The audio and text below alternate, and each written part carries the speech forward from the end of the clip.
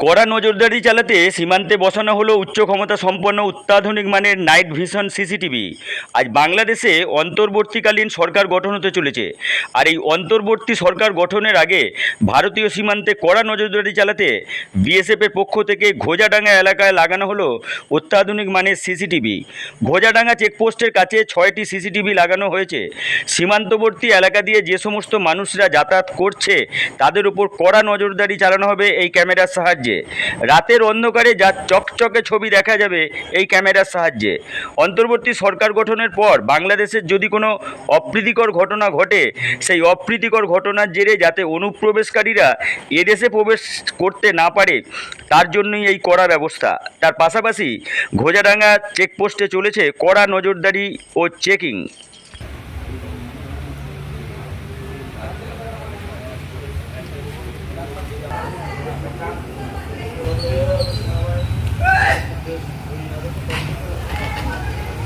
নজরদারি বাড়ানো হয়েছে সিসিটিভিতে।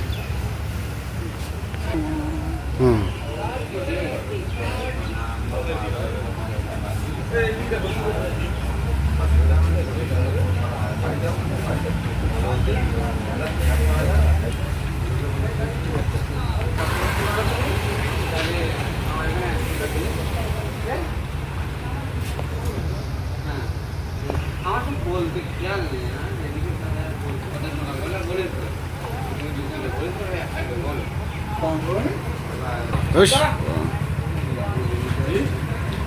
চেঁচাচ্ছে বসে বসে।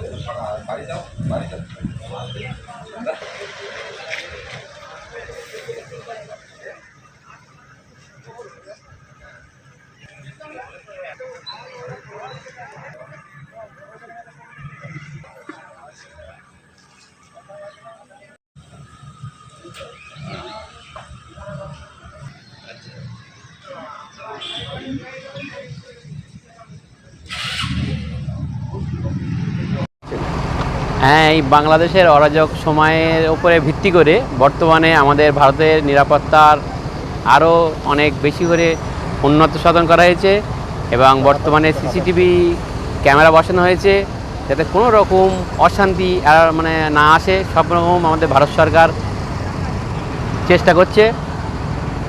আগামীতেও আমরা সেইভাবে প্রস্তুত। চেকিং কতটা হচ্ছে? ভালো চেকিংটা খুব সুন্দর হচ্ছে এবং হ্যাঁ, কোনো রকম যেন কোনো পরিস্থিতিতে যেন আমাদের ভারতেও কোনো সমস্যা না হয় তার উপরে এরা দৃষ্টি রেখেছে। হ্যাঁ, বলছিলাম বাংলাদেশ থেকে যাতে কোনো রকম সন্ত্রাসী লোক বা কোনো রকম অবৈধভাবে আমাদের দেশে শান্তটাকে অশান্ত না করতে পারে তার জন্য সিসিটিভি ক্যামেরা বসানো হয়েছে এবং নিরাপত্তা আরও উন্নত সাধন করা হয়েছে। হ্যাঁ, প্রশাসন থেকে বসানো হয়েছে।